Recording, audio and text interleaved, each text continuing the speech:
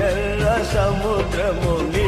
ఆజ్ఞ మేరకు రహదారిగా మారగా దాటిరే నీ జనులు బహుక్షేమముగా ఆ